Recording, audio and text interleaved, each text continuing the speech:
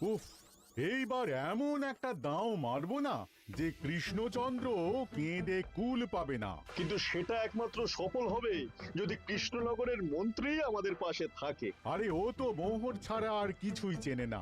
ওকে খবর দিয়েছি এক্ষুনি এলো বলে। রাজামশাই, কৃষ্ণনগরের মন্ত্রী এসেছেন। ওকে ভেতরে পাঠিয়ে দাও। প্রণাম খাম্বাজরাজ। এ কি রানীমা, আপনি? আমি তোমাদের কৃষ্ণনগরের রানীমা নই। আমার নাম ললনা। আমি হরেক রকমের গলায় কথা বলতে পারি। এটা আমার আসল গলা। ওরে বাবা রে বাবা রে বাবা, আপনি তো প্রতিভার জলজ্যান্ত রূপ। একে আপনি কোথা থেকে পেলেন খাম্বাজরাজ? বেশ কিছুদিন আগে একটা যাত্রা দেখতে গিয়ে ললনার সাথে পরিচয় হয়। ওর ব্যাপারে সবকিছু জানার পরে আমার মাথায় একটা বুদ্ধি খেলে যায়। তাই আপনি আমাকে ডেকে পাঠিয়েছেন, তাই তো? একদম তাই। আমার একটা পরিকল্পনা আছে। ছলে বলে কৌশলে ওই কৃষ্ণনগরের আসল রানীকে কিছুদিনের জন্য বাইরে পাঠাতে হবে, আর সেই সুযোগে সেসব দায়িত্ব আমার ওপরে ছেড়ে দিন। আমি নিজের দায়িত্ব নিয়ে ললনাকে কৃষ্ণনগরের রানীর সমস্ত আদব কায়দা শিখিয়ে দিয়েছি।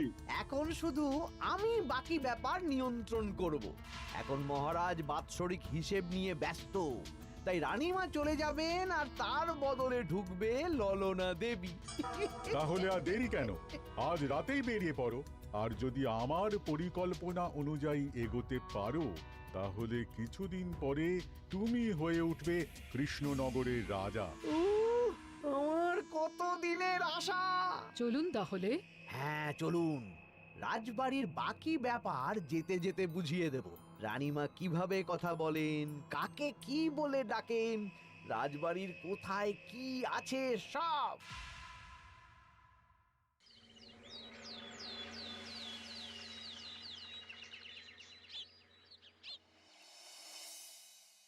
কি গো গিন্নি, জ্বরটা নেমেছে?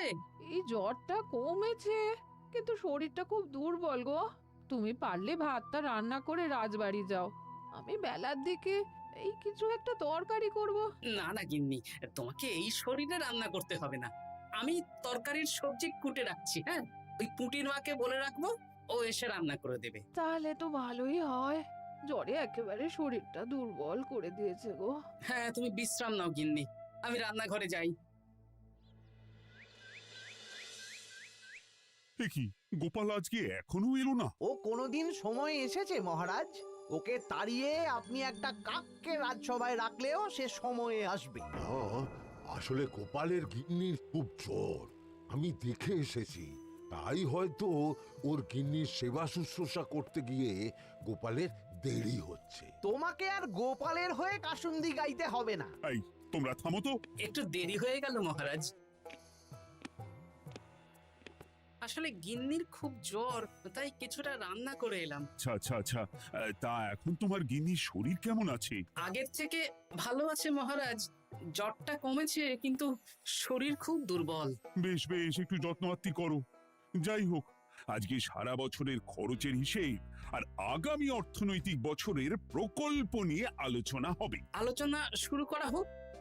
বিগত অর্থনৈতিক বছরে বিভিন্ন খাতে মোট খরচ হয়েছে 15,700 মোহর, আর বিভিন্ন কর বাবদ উপার্জন হয়েছে 22,000 মোহর। তাহলে তো মহারাজ ভালোই লাভ হয়েছে। এবার আমাদের দিকে একটু নয়ন মেলে তাকালেই হয়। সেসব তো দেখবই, কিন্তু তার আগে আমি মন্ত্রীর সাথে বিগত বছরের সব খরচ নিয়ে হিসেবে বসবো। হ্যাঁ, বেশিরভাগ দায়িত্ব তো মন্ত্রীমশাইয়ের কাঁধেই থাকে, তাই উনি কোনো হিসেবে জল দিয়েছেন কিনা সেটাও পরখ করে নেওয়া যাবে। এত কাজের চাপ যাচ্ছে কদিন, শান্তিতে ঘুমোতেও পাচ্ছি না। মন্ত্রী, তুমি আজ বিকেলে রাজবাড়িতে চলে এসো। বিগত অর্থনৈতিক বছরের হিসেবগুলো একবার দুজনে বসে মিলিয়ে নেব। আচ্ছা মহারাজ, যা করার তাড়াতাড়ি করে নিতে হবে। এখন দেরি করলেই এই বছরের প্রকল্পগুলো শুরু করতে দেরি হয়ে যাবে। মহারাজের জয় হোক। বলো প্রহরী, তুমি কি কিছু বলবে? মহারাজ, একজন কালো চাদর মুড়ি দেওয়ার লোক এলেন আর আমার হাতে এই চিঠিটা ধরিয়ে দিয়ে চলে গেলেন। এই গরমে চাদর মুড়ি? অদ্ভুত লোকটা। কি রে বাবা? সর্বনাশ! কি হলো? তোমাদের রানীমার জ্যাঠামশাই খুব অসুস্থ, তাই পরিবারের সবার সাথে দেখা করতে চান। ও মা গো, আজ সভা এখানেই শেষ। এইবার শুরু হবে আসল খেলা। কি বলছেন মহারাজ? হ্যাঁ রানী, আমাকে এক্ষুনি জ্যাঠামশাইয়ের কাছে যাওয়ার বন্দোবস্ত করে দিন মহারাজ। কিন্তু রানী, তোমার জ্যাঠামশাইয়ের বাড়ি কৃষ্ণনগর থেকে ঘোড়ার গাড়িতে গেলেও তো 1.5 দিন সময় লেগে যাবে। এদিকে আমার এত কাজের চাপ। আপনি বরং কয়েকদিন পরে আসুন, আমাকে এক্ষুনি যেতে হবে মহারাজ। বেশ বেশ, আমি তোমার যাওয়ার ব্যবস্থা করছি।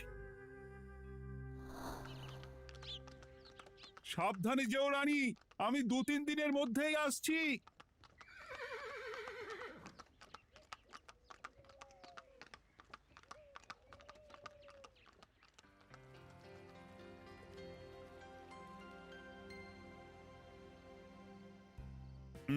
মন্ত্রী, বিগত অর্থনৈতিক বছরে আমাদের পাঠশালার উন্নতির জন্য কত খরচ করা হয়েছিল একটু দেখো তো।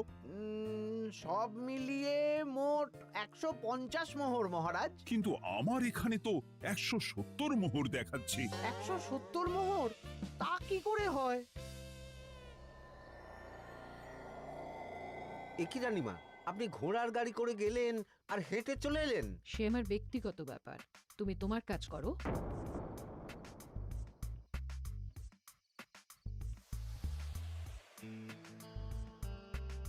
এ কি রানী, তুমি চলে এলে? আমার শরীরটা খুব একটা ভালো লাগছে না মহারাজ, পেটটা কামড়াচ্ছে, তাই সহিসকে বললাম ঘোড়ার গাড়ি নিয়ে জ্যাঠামশাইকে দেখে আসতে, আর আমি বাড়ি চলে এলাম। ও, সহিস এসে খবর দেবে, তারপর আমি আর আপনি দুজনে একসাথে যাব। বেশ বেশ, ঠিক আছে রানী, তুমি বিশ্রাম নাও। বিশ্রাম না, আমি একটু স্নান ঘরে যাব, পেটটা কেমন মোচড় দিচ্ছে। মহারাজ কিছুই বুঝতে পারেনি, মজা জমবে।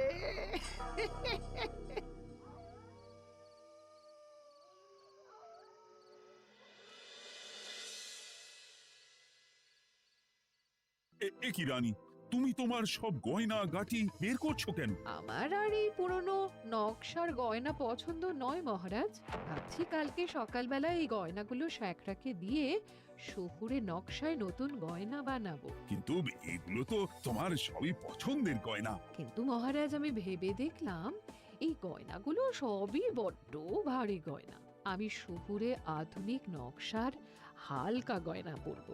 এমনিতে জ্যাঠামশাইয়ের শরীরটা ভালো নেই, মনটাও ভালো নেই, ও, পেটটা কেমন মোচড় দিচ্ছে, আমি আরেকবার স্নান ঘরে যাব।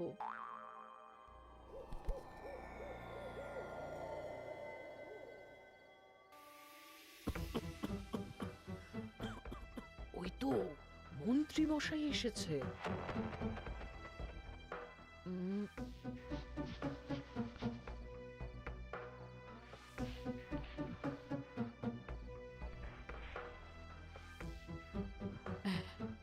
এই রাজ্যে গোপাল আমার শত্রু, কালকে থেকে গোপালকে খাটাবে।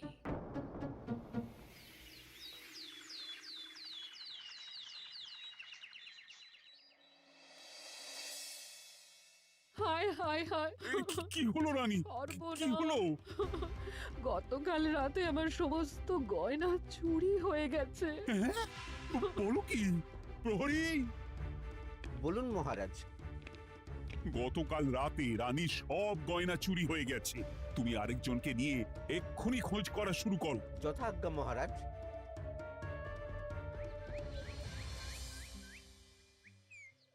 আমার সব গয়না চুরি হয়ে গেল, এবার আমি কি করব? রানী তুমি কেঁদো না, সেই সকাল থেকে কেঁদেই চলেছো। আমি তো প্রহরীকে খোঁজ করতে পাঠিয়েছি। এই সব প্রহরী কর্মচারী কাউকে বিশ্বাস হয় না আমার, আজ থেকে সবাইকে ছুটি দিয়ে দেব। কি বলছো তুমি? সবাইকে ছুটি দিয়ে দিলে রাজবাড়ির কাজ কে করবে? কেন? আমাদের সবচেয়ে বিশ্বাসযোগ্য সভাসদ গোপাল আজ থেকে রাজবাড়ির সব কাজ গোপাল করবে। কি বলছো? আপনি কি বলতে চাইছেন? গোপাল বিশ্বাসযোগ্য না? হ্যাঁ, গোপাল আমার সবচেয়ে প্রিয়, ওর চেয়ে বিশ্বাসযোগ্য আর কেউ নেই। কিন্তু কোনো কিন্তু না, বলবেন আপনার আদেশ। এক্ষুনি গোপালকে ডেকে পাঠান। যেমন তোমার ইচ্ছে। গোপাল, গতকাল রাতে রানী সব গয়না চুরি হয়ে গেছে, তাও আবার ঘরের ভেতর থেকে। আমি চাই তোমার মতো বিশ্বাসযোগ্য লোকই রাজবাড়ির সমস্ত কাজ করুক। মানেটা ঠিক বুঝতে পারলাম না রানীমা। মানে আমি রাজবাড়ির বেশিরভাগ কর্মচারীকে ছুটি দিয়ে দিচ্ছি, তার বদলে রাজবাড়ির কাজ করবে তুমি। কিন্তু কোনো কিন্তু না। রাজসভার ভাড়ামো অনেক হয়েছে, এবার থেকে তোমার কাজ বাসন মাজা, ঘর মোছা, কাপড় কাচা, পুরো রাজবাড়ি ঝাঁট দিয়ে পরিষ্কার করা। এই সেরেছে। যাও, রান্নাঘর থেকে বাসন নিয়ে পুকুর পাড়ে গিয়ে বাসন মাজবে। এ কি গোপাল, রাজসভা থেকে সোজা পুকুর পাড়ে? এই কি হয়েছে নাকি? খুব হাসি পাচ্ছে না? হাসি তো পাবেই, নতুন রানীমা আসার পরে তোমার এই হাল করে ছেড়ে দিল। নতুন রানীমা? না, আসলে ঘটা বলতে চাইছে রানীমা তোমাকে নতুন চাকরি দিয়ে এই হাল করলো। ও যা হয়েছে ভালো হয়েছে, আমার পেছনে না লেগে নিজের কাজ করুন যান। কোথায় কি বলতে হয় জানিস না নাকি? অভ্যেস নেই তো, তাই মুখ ফসকে বেরিয়ে গেছে।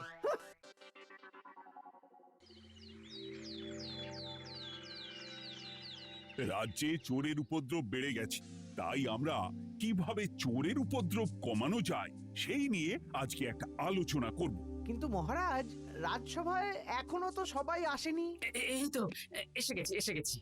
ওই রাজবাড়ির জামা কাপড় কাচ্ছিলাম। এ কি, গোপাল এখন রাজবাড়ির জামা কাপড় কাচে? হ্যাঁ, সেসব করতে গিয়ে আমার নিজের জামা কাপড়ই ভিজে গেল, তাই বদলে এলাম। মহারাজ, রানীমা ঘোড়ার গাড়ি করে এসেছেন। মানেটা কি? রানী তো রাজবাড়িতেই আছে। হে কি মহারাজ, আমি প্রহরীদের কাছে শুনলাম আমার মতন দেখতে কেউ রাজবাড়িতে উড়ে এসে জুড়ে বসেছে। মানে তুমি তো আগেই চলে এলে। কি কাণ্ড! এই কে? শুনলাম আমার মতন দেখতে কেউ এসেছে। ও আচ্ছা, আপনি। তা কি চাই আপনার? বোঝো কাণ্ড, একরকম দেখতে একরকম গলা, এ বলে আমি আসল, ও বলে আমি। হায় হায় হায়, আসল নকল বোঝাই দায়। একটা নয়, দুটো রানী। আমার জ্যাঠামশাই একদম সুস্থ। এই মহিলা নিশ্চয়ই ভুয়ো চিঠি দিয়ে নিজের রাজবাড়িতে ঢোকার সুযোগ খুঁজছিল। একদম বাজে কথা বলবেন না। আপনি কে সত্যি করে বলুন। সমস্যা সমস্যা, ঘোর সমস্যা। আমার কোনো পাণ্ডিত্য দিয়ে বুঝতে পারছি না কে আসল আর কে নকল। আমি আসল, বিশ্বাস করুন। আমি তো এইমাত্র এলাম। না, আপনি নকল, আমি আসল। কিভাবে বুঝবো? আমি বলবো মহারাজ, এই যে এই রানী আসল। হ্যাঁ, কিন্তু মন্ত্রীমশাই, আপনি কি করে বুঝলেন? না মানে এই রানীমা তোমার উপরে এত ভরসা করে রাজবাড়ির কাজ করাচ্ছেন, কাউকে বিশ্বাস করেননি, একমাত্র তোমাকে বিশ্বাস করেছেন। এত ভালোবাসা, এত বিশ্বাস কার থাকতে পারে বলো? মানে গোপাল, তুমি রাজবাড়ির কি কাজ করছো? বাসন মাজা, ঘর মোছা, বাগান পরিষ্কার, অনেক কাজ করছি রানীমা। আপনার সব গয়না চুরি হয়ে গেল, তাই কাউকে বিশ্বাস করা যাবে না বলে ওই রানীমা আমাকে কাজে রাখলেন। এই ওই বন্ধ করে একটা উপায় বের করো। বেশ বেশ, আমি ধরে নিচ্ছি দুজনেই আসল। তাই আপনাদের দুজনকে আমি পরীক্ষা নেব, দেখব কে উত্তীর্ণ হন। তাই নাও। আপনারা দুজনেই তো সেনাপতিকে চেনেন, বলুন তো সেনাপতির আসল নাম কি? সনাতন সেন। আচ্ছা, আপনাদের বাপের বাড়ি কোথায়? বিজয়গড়। দূর দূর, গড়গড় করে সবই বলে দিচ্ছে। এভাবে হবে না, অন্য কোনো উপায় ভাবো। বেশ, সেনাপতি তলোয়ার দাও তো। দিচ্ছি। এই নিন, এই তলোয়ার দিয়ে মহারাজকে মেরে ফেলুন। আপনাদের মধ্যে কে মারতে চান বলুন। এসব তুমি কি বলছো গোপাল? মহারাজ আমার পতি পরমেশ্বর, ওনাকে আমি মারতে পারি? আমি স্বপ্নেও ভাবতে পারিনি গোপাল তুমি এই জঘন্য কাজ আমাকে করতে বলবে। আমি নিজের প্রাণের আহুতি দিতে পারি, কিন্তু মহারাজের গায়ে একটা আঁচড়ও দিতে পারবো না। উফ, খাম্বাজরাজ বেছে বেছে এক ধুরন্ধর নারীকে পাঠিয়েছেন, কোনো জবাব নেই। আমি বুঝতে পারছি না মহারাজ, এনাদের হাবভাব, কথাবার্তা, রূপ সবই একরকম। তবে যিনি ঘোড়ার গাড়ি চেপে এখন ফিরলেন, তিনি আসল হলেও হতে পারেন। আমি আসল, বিশ্বাস করুন। বললেই হলো? আসল হলে প্রমাণ করুন। বেশ, আজকে আর মাথায় কিছু আসছে না। আমি কাল আসব। ততক্ষণ আপনারা দুজনে রাজবাড়ির দুটো ঘরে থাকুন। কি ছক মারিতে পড়লাম রে বাবা।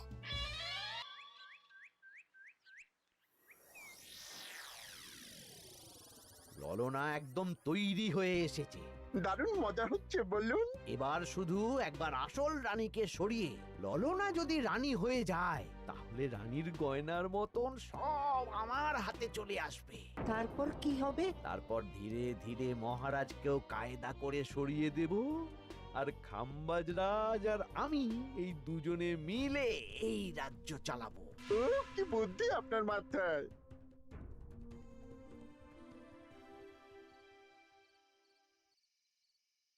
বলছি শোনো না, আমার শাড়িটা একটু ছিঁড়ে গেছে গো। তুমি বাজার থেকে কালকে আমার জন্য একটা শাড়ি নিয়ে আসতে পারবে? হ্যাঁ, আচ্ছা বেশ, নিয়ে আসবো শাড়ি। শাড়ি শাড়ি শাড়ি, এই তো মাথায় বুদ্ধি এসেছে। কাল নয়, আজকেই। গোপাল, তুমি কিছু ভাবতে পারলে? মহারাজ, আপনার দুই রানীকে ডাকুন। আমার তো একটাই রানী। ওই হলো মহারাজ, আসল নকল দুজনকেই ডাকুন। কই গো, একটু বাইরে এসো। বলুন মহারাজ, আপনি যাচ্ছেন? আচ্ছা, আমি দুটো শাড়ি নিয়ে এসেছি, লাল শাড়ি আর নীল শাড়ি।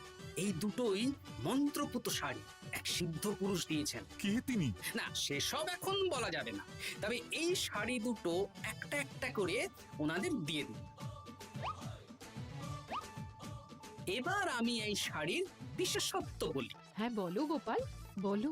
আপনারা দুজনেই আজ রাতে এই শাড়িটা পরবেন, সারা রাত পরে থাকবেন। এই শাড়িগুলো 12 হাত মাপের শাড়ি। আগামীকাল সূর্যোদয় হওয়ার পরে যার শাড়ি 4 হাত কমবে সেই হবে আসল রানী। আচ্ছা বেশ, তাহলে তোমরা দুজনেই এই শাড়ি পরে থাক। কাল সকাল সকাল রাজসভা বসবে, তখন তোমাদের শাড়ি গোপালের কাছে জমা দিও। আচ্ছা।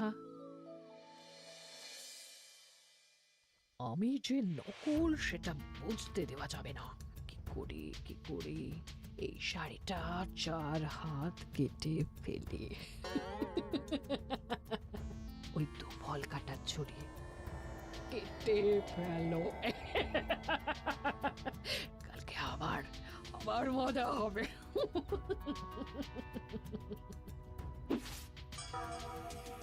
হে ঠাকুর, রক্ষা করো ঠাকুর, আমার শাড়িটা যেন 4 হাত কমে যায়।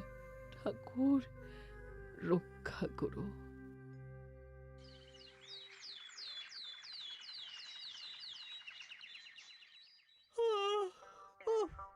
এত সকাল সকাল রাজসভা, দূর, ভালো করে ঘুমটাও হলো না। আমি তো ঘুমোইনি, চিন্তায় ঘুমই আসেনি। কই গো, তোমরা এসো।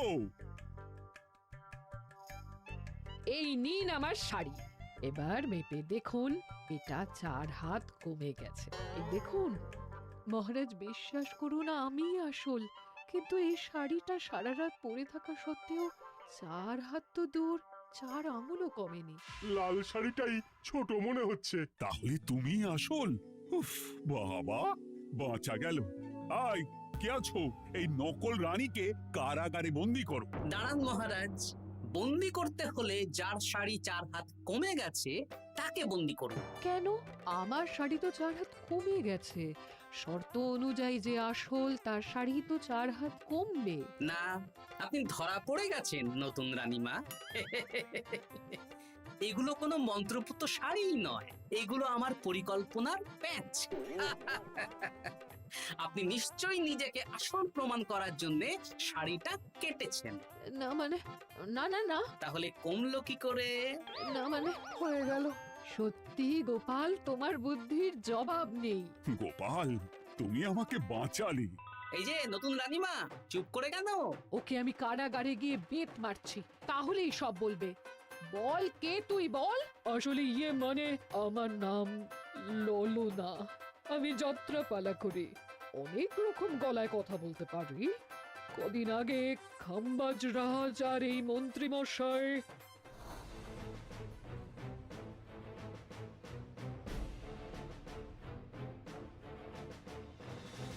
বাহ বাহ বাহ বাহ বাহ, এ তো দেখছি ললনার ছলনা।